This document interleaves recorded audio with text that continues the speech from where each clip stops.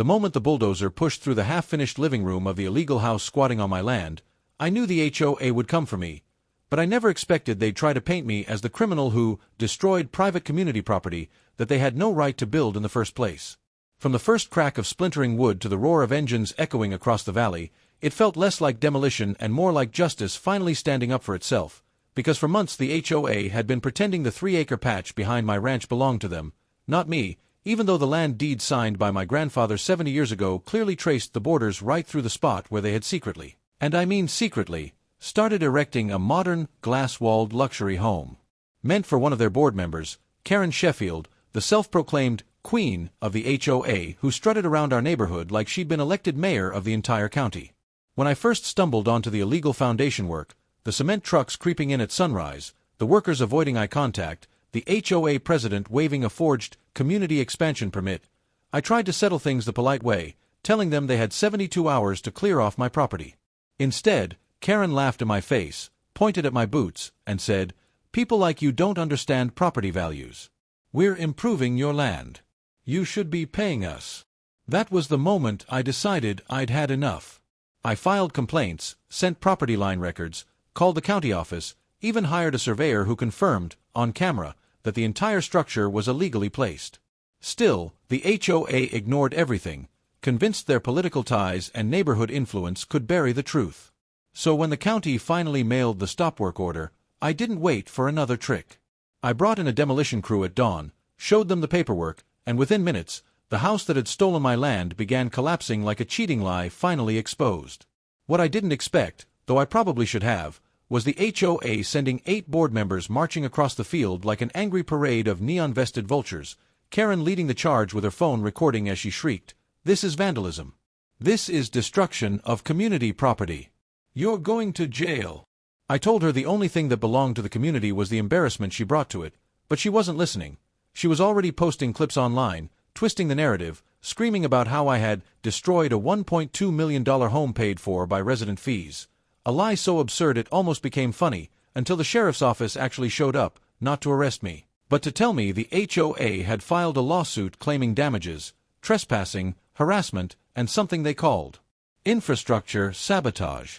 Sabotage, on my own land. My lawyer nearly choked laughing when he heard it, but the court didn't laugh. The HOA had money, lawyers, and an army of loyal members ready to lie under oath if Karen snapped her fingers. Worse, someone had gone into county records and tried to update the boundary lines in their favor, meaning this wasn't just a petty neighborhood scuffle. Someone inside the county office was helping them. And as I stood there staring at the rubble of the house they built without permission, Karen smirked at me with that smug, greasy confidence of someone who believed the law bent only for her, whispering, "You should have stayed quiet. Now you're done." But what she didn't know, what not even my lawyer knew yet, was that I had found something during the demolition, a waterproof lockbox hidden inside a wall panel, filled with HOA financial documents, land maps, and private emails that didn't just prove the house was illegal.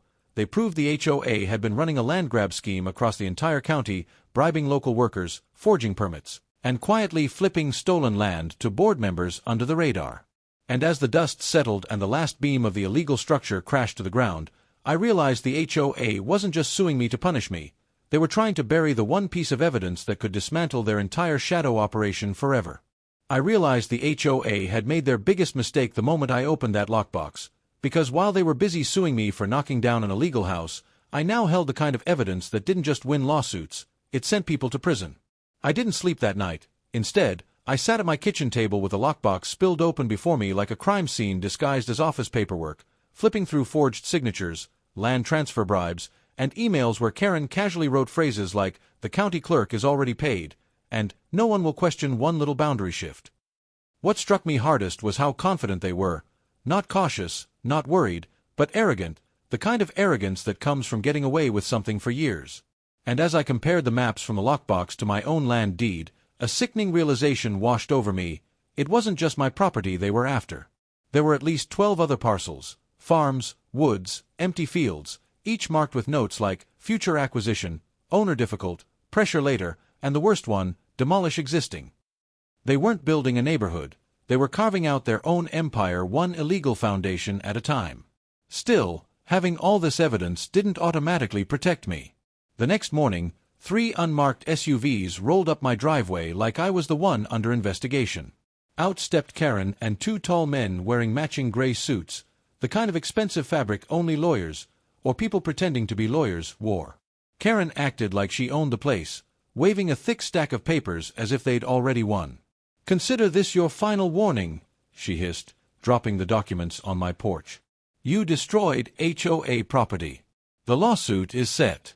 If you don't settle, we'll bury you in legal fees." She turned to leave, but I stopped her with 5 words. "I found your lockbox, Karen." Her entire face froze. Eyes, lips, posture, everything went stiff like I'd hit a switch inside her.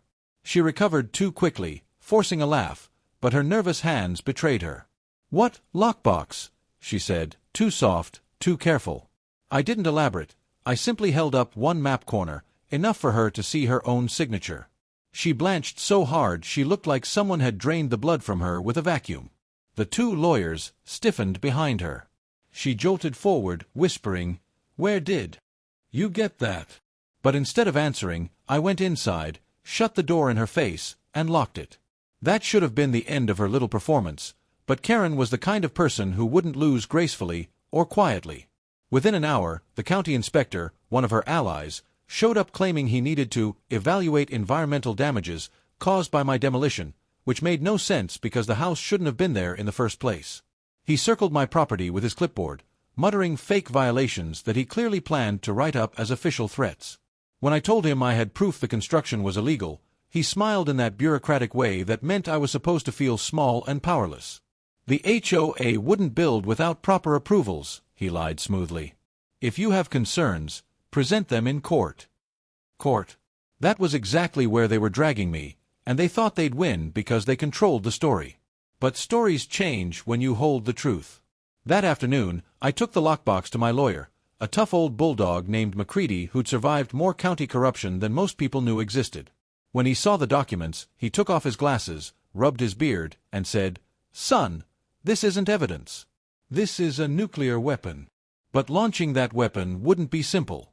McCready explained that if we revealed the documents too early, someone inside the county office, someone who had access to records, signatures, and the ability to bury files, could destroy everything before the trial even started.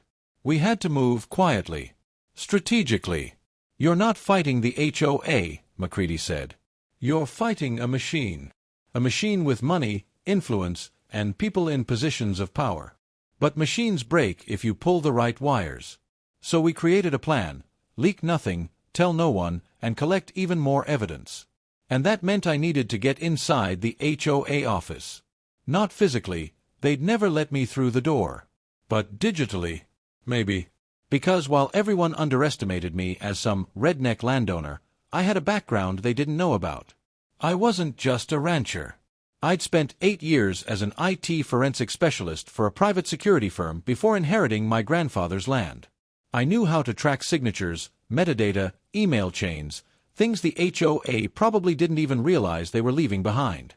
That night, I connected a hard drive, cracked open some old tools, and went through the lockbox files one by one. Hidden metadata told a darker story: timestamps edited, signatures copied and pasted, documents modified after being filed. It was a trail of digital footprints leading directly to the HOA's internal computer system. If I could access their network, I might uncover everything. So, the next morning, I didn't sneak in. I marched into the HOA headquarters during a public meeting, one of those fake gatherings where they pretended to care about residents' opinions. Karen was on stage wearing her usual smug grin, acting like she was queen of the county. The moment she saw me, she flinched. "Mr. Dalton," she said loudly, "this is not the time." "Actually," I interrupted, projecting my voice, "it's the perfect time." I pulled out the stack of documents from a lockbox, just a few pages, not the full set, and held them high. Gasps spread through the room like wildfire. Karen rushed down the stage so fast she nearly tripped. "Stop!" she shrieked. "That is private board documentation, illegally obtained." "Illegally obtained?" I said, smiling. "You mean like the house you built on my property?" The residents began whispering, some looking confused, others suddenly suspicious. Before she could snatch the papers, I walked away and made a show of handing the copies to several residents, saying, "Read this." Decide for yourself. People started flipping through the pages, and their expressions changed fast. Karen tried to grab them back, but it was too late. The room was turning against her. That's when she snapped. Her voice cracked through the room like a siren. "Security! Remove him!" Two large HOA workers, dressed like mall cops, grabbed my arms, but before they could drag me out, something unexpected happened. One of the residents, a quiet elderly man named Mr. Landry, stood up and said, "He has a right to speak. This is a public meeting." Another resident chimed in. Then another. Within seconds, half the room was demanding I be allowed to talk. Karen's face twisted in panic. She slammed the gavel, screamed about order, and ran into her private office like a trapped animal. Good. Because while she was panicking, the plan was already in motion. I had slid a tiny USB device into the HOA's computer station near the sign-in desk. A device designed to infiltrate their internal network the moment an employee logged in. And judging by the frantic activity happening behind the office door, someone had definitely logged in. Hours later, after leaving the meeting under a storm of shouting and chaos, I sat in my truck with my laptop open and watched as the device delivered everything I needed. Hidden bank accounts, fake invoices, bribery schedules, payoffs to county officials, and a secret group chat between HOA board members literally called the Land Flip Club. They joked about which properties to steal next. They mocked residents they'd bullied into moving. And worst of all, they discussed building a luxury community exclusively for themselves, funded entirely by illegal land seizures disguised as HOA improvement projects. But just when I thought I'd seen the worst of it, one document nearly stopped my heart. A land deed transfer form with my signature forged, signed just last week, claiming I had sold my 3 acres to the HOA for $1. The plan became clear. They hadn't built the house illegally. They planned to claim I'd agreed to it. And the forged deed was already scheduled to be filed at the county clerk's office the next morning. If that happened, everything, my land, my case, my evidence, would be twisted in their favor. The HOA wasn't panicking. They were preparing their final strike. And if I didn't stop them before sunrise, they'd get away with everything. The forged deed was set to be filed at sunrise, but the moment I realized the HOA planned to erase my ownership on paper before the court hearing, something inside me snapped. Not with fear, but with a cold, focused fury that made it impossible to sleep, sit, or even breathe until I stopped them. By 4 a.m., my living room was littered with open laptops, printed files and maps, every light on, the lockbox documents spread like evidence from a crime thriller, but this wasn't fiction. This was my land, my legacy, and I was one forged signature away from losing everything my grandfather built. I kept replaying one detail in my mind. The forged deed had a timestamp, meaning someone inside the county office, someone with clearance, someone who handled land records, was working directly with Karen and her board, and worse, the metadata showed the file had been opened 5 times in the last 12 hours, which meant they weren't just preparing to file it, they were rehearsing it like a performance, making sure the fraud went through smoothly as soon as the clerk's office opened at 8 a.m. I had 4 hours to stop them. McCready, my lawyer, didn't pick up on the first call. He rarely woke up before 7, but when I called again and again, he finally answered, his voice groggy, annoyed, and then suddenly alert when I told him they forged a deed under my name. "They're filing it today." His voice sharpened instantly. "You need to get to the county building before they do. Don't confront anyone. Don't threaten anyone. Just bring me everything." I'm heading there now. But something felt off. Too easy. Too predictable. The HOA had money, influence, and people inside the county system. They wouldn't risk something this big without backup. And that's when I noticed a shadow moving outside my window. Slow, deliberate, not the kind from an animal or drifting branch. I crept to the side of the house and peeked through the blinds. 2 SUVs idled on the road, engines running low like a growl. 3 men stood near my fence line, not talking, not moving, just watching the house like hunters waiting for their prey to step outside. They weren't police. They weren't county workers. They were HOA muscle, the same guys who grabbed me at the meeting, now dressed in black hoodies instead of reflective vests. They were here to make sure I didn't reach the county office. They didn't need to arrest me.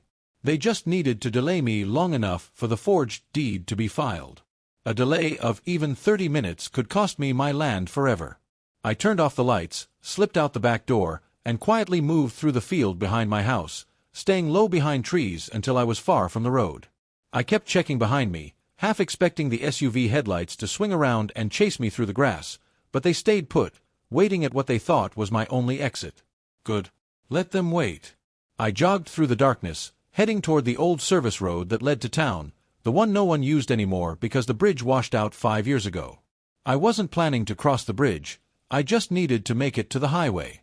My truck would be too obvious, too loud, too slow.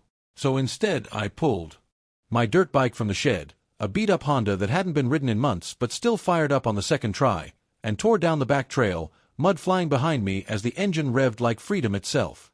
Every bump nearly threw me off, but the adrenaline kept me locked in, eyes focused, refusing to blink because every second mattered.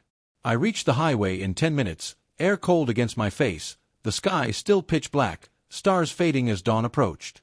The county building was 20 miles away, but on the bike, I'd reach it before 5 a.m. I kept checking my mirror, half expecting the SUVs to follow, but the road behind me stayed empty. Good. I was ahead, until I crested the hill and saw something that made my stomach drop. Another SUV. Parked sideways across the road. Headlights off. Engine humming. Blocking my path like a barricade. And in front of it stood Karen.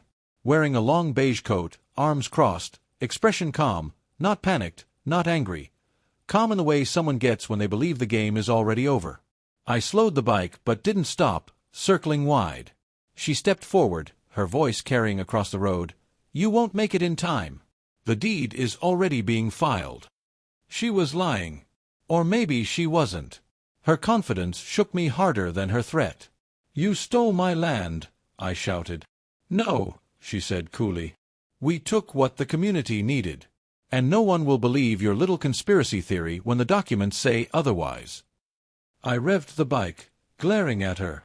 She smiled, not wide, not evil, but smug, like she'd planned every step and was now watching the final piece fall into place. "Turn around," she said. "Fight it legally. You'll lose, but at least you'll keep your freedom." Freedom. The word felt like a knife. She thought she'd cornered me, but what she didn't know, what none of them knew, was that I had already copied their entire internal system. Emails, bank logs, forged signatures, secret group chats. Enough to expose the whole operation. I didn't need to reach the county building first. I just needed to reach someone who wasn't corrupt.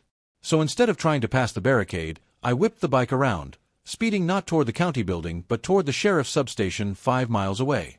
Karen didn't expect that. She spun, yelling to someone inside the SUV, "Follow him!" Tires screeched. Headlights flared to life behind me. The chase was on. My bike tore through the night at 60, 70, 80 miles an hour, wind whipping through my jacket, gravel spitting under the tires. The SUV gained on me fast, too fast, and as it pulled closer, a beam of light hit me. They were trying to blind me, force me off the road. I leaned low, swerved left, nearly skidding off the asphalt, heart pounding so hard I could feel it in my teeth. Another SUV joined from a side road. They were trying to box me in. I veered off the main highway onto a dirt path leading toward the river. The bike bounced violently, but I kept control, barely. The SUVs followed, engines roaring, wheels spinning, mud everywhere. I reached a fork. Left went to the empty quarry, right toward the substation. I turned right. The SUV behind me overshot the turn, swinging wildly, losing seconds. I blasted down the final stretch, the sheriff's building coming into view, a single structure with a flagpole and 2 patrol cars parked outside. If I made it there, they couldn't touch me. At least, not without witnesses. But just as I reached the parking lot, the SUV behind me slammed into my back tire. The impact sent me flying. The bike skidded across the pavement, sparks exploding. I hit the ground hard, rolling so fast my vision blurred. My shoulder screamed in pain. My knees ripped open through my jeans. I couldn't breathe. By the time I staggered to my feet, Karen's men were sprinting toward me. I ran. Limping, gasping, half blind, but I ran. I reached the sheriff's door and pounded on it. "Help! They're trying to stop me from reporting fraud." The door swung open. Deputy Ramos, a tough woman with a don't mess around glare, stepped out, hand already on her holster. "Step back," she ordered. The HOA men froze, pretending innocence so quickly it was almost impressive. "We were just helping him," one lied. "He crashed. You rammed me," I shouted, pointing at the dented SUV. Ramos narrowed her eyes. "All of you, hands where I can see them." The HOA men hesitated. Wrong move. Within seconds, she had them face down on the hood of the SUV, calling for backup. When more deputies arrived, I finally had a moment to breathe, only for Karen herself to pull up in her luxury car, stepping out like she owned the sheriff's building. "Officers," she said sweetly, "this is all a misunderstanding. He's unstable. He destroyed HOA property, and now he's trying to attack my staff." "Ma'am," Ramos cut in, "your men nearly killed him." "Prove it," Karen snapped. And that was my moment. I opened my backpack, pulled out the USB drive, and said, "I can prove everything." Ramos took it carefully. I told her everything: the forged deed, the land grab scheme, the bribed county clerk, the illegal construction, the wipe attempts in their system, everything. She listened silently, then called in the sheriff himself, handing him the drive. Within minutes, he was reviewing the files on the station's secure system. I stood there trembling, exhausted, bleeding, watching the sheriff's expression shift from confusion to disbelief to cold anger. He turned to Ramos and said, "Wake up the DA. Now." Karen's face drained of color. The sheriff stared at her with the kind of look that meant she was done running her little empire. "Mrs. Sheffield," he said, "don't leave town." She tried to speak, but her voice shook. Meanwhile, I sat on the bench, clutching my bruised ribs, knowing the fight wasn't over, not by a long shot, because while the sheriff now knew the truth, the forged deed was still scheduled to be filed within hours. And if the county clerk processed it, even for a minute, the HOA could claim ownership long enough to launch another legal trap. I had stopped their goons. I had exposed their operation. But I hadn't stopped the filing. Not yet. And dawn was already breaking. Dawn was rising fast, and even with the sheriff, the DA, and half the substation now staring at the evidence I'd uncovered, one truth hit me harder than the SUV that ran me off the road. The forged deed was still scheduled to be filed within the hour, and if I didn't stop it before it hit the county system, the HOA could still twist the law around my neck like a noose. I didn't even wait for permission. I pushed off the bench, ignored the searing pain in my ribs, and told the sheriff, "I have to get to the county building now." He opened his mouth to argue, but the DA, a stone-faced woman named Harrington who looked like she chewed nails for breakfast, stepped forward and said, "He's right. If that deed hits the system, even for a second, it becomes a legal nightmare to unwind. Sheriff, get him there." Those words snapped the entire room into motion. Within seconds, I was being escorted to a patrol SUV, the siren blaring as we tore out of the station lot, tires screaming against the asphalt. The HOA's goons watched helplessly from where they were detained, and Karen, still standing between her luxury car and the sheriff's glare, looked at me with a mixture of hatred and fear, like a queen watching her throne crumble beneath her feet. But I didn't care about her anymore. I cared about the land my grandfather had bled for, the legacy she tried to steal with a single forged signature. The sun was just breaking over the horizon as we hit the main highway, turning the sky a burning gold. My heart was racing so fast I could barely breathe. Not from fear, this was something else. The kind of adrenaline that comes from fighting for something bigger than yourself. The siren wailed through empty early morning streets as we sped toward the county building, but just as the courthouse dome came into view, a cold realization hit me: the HOA wasn't done. They'd tried blocking me on the road. They'd tried filing illegal paperwork. They'd even tried sending muscle to keep me quiet. They wouldn't give up now. And sure enough, as we rounded the final intersection, there it was, another SUV, this one parked diagonally across the courthouse entrance. Another blockade. Another stall tactic. Sheriff Ramirez slammed the brakes so hard my shoulder nearly dislocated. Before the SUV even fully stopped, I jumped out, sprinting toward the building. The officers behind me shouted my name, but I didn't slow down. I ran up the courthouse steps 2 at a time, lungs burning, legs shaking, the wound on my knee ripping open again. A county clerk was unlocking the doors right as I reached them. She gasped when she saw the blood on my clothes, but she stepped aside as the sheriff ordered her inside. When we burst through the lobby, I spotted them immediately. 3 people standing in line at the filing desk, holding a folder I recognized instantly because I'd seen the scanned version a dozen times while analyzing metadata inside their network. It was the forged deed. They were here early. They were ready. And the clerk behind the desk, an older woman with thin glasses, was reaching out to take the folder. "Stop!" I yelled, my voice echoing through the marble hall. Everyone turned. The woman holding the folder froze. The sheriff marched in right behind me, badge held up like a weapon. "No filings," he barked. "Step away from the counter." The clerk blinked in confusion. The 3 HOA operatives stiffened like mannequins caught mid-crime. "We have a right to file," one began, but the sheriff cut him off. "Not when the document is fraudulent." The clerk's eyes widened. The sheriff nodded to me. "Show her."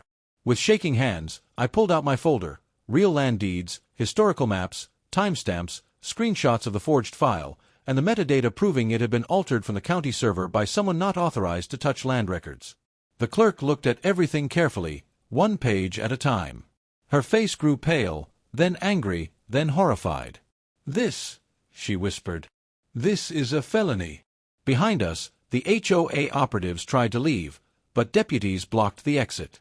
Within seconds, the DA herself walked in through the front doors, heels clicking like a judge's gavel. She approached the operatives, surveyed the forged deed they tried to file, and said in the calmest, coldest voice I'd ever heard, "You 3 are under arrest for attempted property fraud, document forgery, conspiracy to defraud the county, and obstruction of justice." The look on their faces was priceless. One tried to run. A deputy tackled him before he took 3 steps. Another started crying, insisting he didn't know it was illegal. The third stood frozen in place, sweat pouring down his forehead. As they were cuffed, the DA turned to me. "Your evidence is solid. The attempted filing strengthens the case. We can move on this immediately." I exhaled shakily, the first real breath I'd taken since the night before. But even then, there was one more loose end. One more snake in the garden. Karen. And almost as if summoned by the thought, she appeared at the courthouse entrance. Hair a mess, shoes still muddy from the chase, eyes wild with disbelief. She must have followed the patrol SUVs. She stormed inside, screaming, "You can't do this! This is conspiracy! This is harassment! That land belongs to the HOA. He sold it." "No, you forged it," the DA snapped, stepping toward her. "And we have digital evidence, metadata signatures, internal HOA emails, group messages, and a record of bribes tied directly to your personal accounts." Karen staggered backward like she'd been slapped. "That's impossible," she whispered. "You can't have that." "We have everything," I said quietly. Her eyes darted to me, angry, terrified, desperate. "You don't know what you're doing," she murmured. "You're destroying the community." "No," I replied. "I'm saving it." Deputies moved in, but instead of fighting, she sank to her knees on the polished floor, hands trembling. A queen stripped of her crown. The arrest was quick. Quiet. Almost sad, almost. But justice wasn't always loud. Sometimes it was a quiet pair of handcuffs and a final door closing behind the guilty. Hours later, after I'd given my full statement, after the DA confiscated the entire HOA server, after a team of investigators raided their headquarters and seized every file, folder, and hard drive, I stood outside the county building, the sun now fully risen, warming the bruises across my body. The sheriff joined me. "You did good," he said. "Most people would have given up." "It wasn't about me," I replied. "It was about my grandfather's land. About every family they targeted." Investigations dragged on for weeks. Arrests followed. The county clerk who helped them was fired, then charged. The Land Flip Club chat was printed and sealed as official evidence. HOA members who had no idea what was happening demanded a full board restructuring. Within a month, the entire HOA was dissolved by court order. Within 2 months, Karen and 4 board members faced felony charges. Within 3, the county publicly apologized for the corruption. And me. I got my land back, permanently, legally, irrevocably. One morning, I stood on the field where the illegal house once stood, the sun rising over the flattened remains. The county sent a team to clean up the debris, but I told them to leave some of the rubble. Not because I wanted the reminder, but because victory feels different when you can stand on the ruins of something built on lies and know you tore it down with truth. My lawyer joked that I could sue the HOA for damages. I didn't. I didn't need money. I had my land, my name cleared, and the entire county now understood what the HOA had really been. As I walked the property line, the wind rustling through the tall grass, I felt something I hadn't felt in months: peace. Pure, unshakable peace. Because the truth wasn't just uncovered. It was undeniable.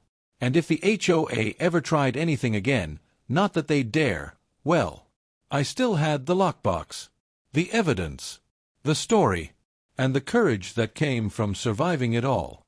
In the end, they sued me for tearing down their illegal house. But the real headline became the one no HOA tyrant ever wants to read. Homeowner exposes massive HOA crime ring. Entire board arrested after demolition uncovers the truth. And that's how I won. Not with bulldozers. Not with lawyers. But with truth, grit, and the land that always belonged to me, and only me.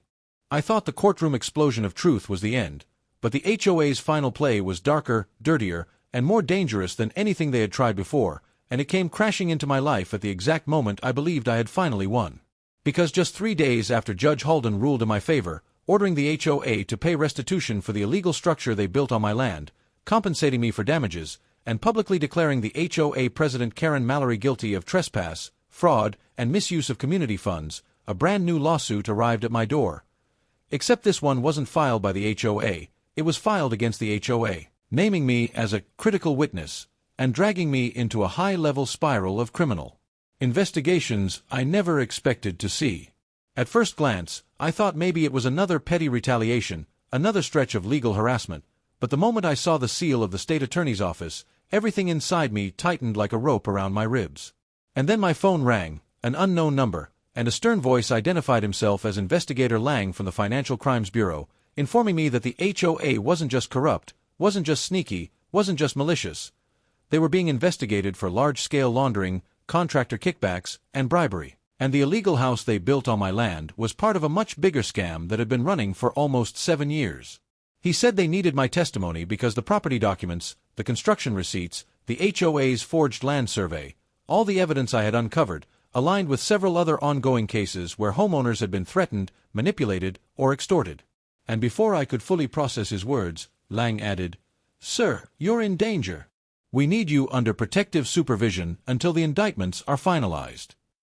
That sentence hit like a hammer. Protective supervision. Danger. All I had done was defend my land. I wasn't a whistleblower, at least, not intentionally. I was just a man who refused to let a group of entitled neighborhood tyrants steal what belonged to me. But Lang explained that people connected to Karen's circle had recently gone missing. One contractor's house had mysteriously burned down the night before he was scheduled to talk, and an accountant tied to the HOA's books had fled the state. That was when the realization hit. Destroying their illegal house didn't just embarrass the HOA, it exposed something they were terrified of anyone seeing. Because in the hours after that call, my cameras picked up a dark SUV circling the block twice, someone attempted to open my backyard gate, and an envelope appeared on my porch containing nothing but a single typed message: "Stop talking." My hands shook as I held it, not from fear of them, but from the sudden weight of knowing this was no longer a neighborhood dispute. This was a criminal enterprise trying to cover its tracks. I immediately called Investigator Lang, and 2 unmarked vehicles were dispatched to watch my property overnight. That night was the longest of my life. Every creak of the floor, every rustle of the trees outside, every flicker of headlights made me think someone was coming. But instead of running, I prepared. I printed everything, every file, every email, every receipt, and backed it up on multiple drives. I wasn't going to let them bury the truth. The next morning, I was escorted to the Attorney General's field office where I learned the full scale of the corruption. Karen had been funneling HOA funds into shell companies controlled by her brother.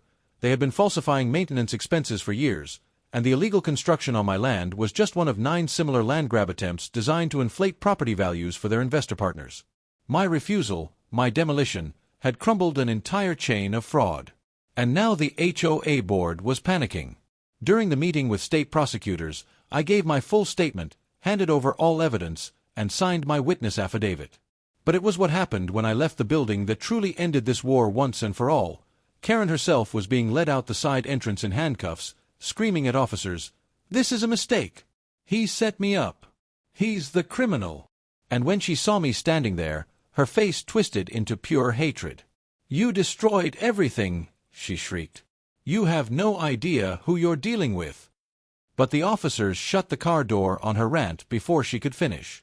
Over the next 48 hours, the entire HOA board was arrested, the treasurer for embezzlement, the vice president for document forgery, 2 board members for conspiracy and intimidation. News vans camped outside the neighborhood entrance, interviewing residents who had been too afraid to speak until now. And when the judge officially dissolved the HOA pending criminal proceedings, homeowners cheered like it was a national holiday. For the first time since this nightmare began, I could breathe. My land was officially mine again. The illegal house was gone. The corrupt HOA was dismantled. And justice wasn't just served, it was delivered in handcuffs. But the real victory came later that week when investigator Lang called with one final update. "Because of your evidence," he said, "we uncovered everything. You didn't just win your case. You helped take down one of the largest HOA corruption networks in the state." I didn't know what to say. After all the anger, the stress, the fear, after the property fights, the threats, the lawsuits, all I had ever wanted was peace. And now I finally had it. Standing on my land, looking at the cleared space where that illegal house once stood, I felt something I hadn't in a long time, absolute control of my life again. No HOA. No harassment. No corruption hiding behind rules and fines and threats. Just freedom. And as the sun set over my property, I realized something important. They came after me because they thought I was weak. They thought they could bully me, manipulate me, bury me in paperwork and threats. They thought they could take what I built. But they miscalculated one thing. I wasn't just defending land, I was defending principle. And principle doesn't crumble. The HOA war was over, and I walked away the last man standing.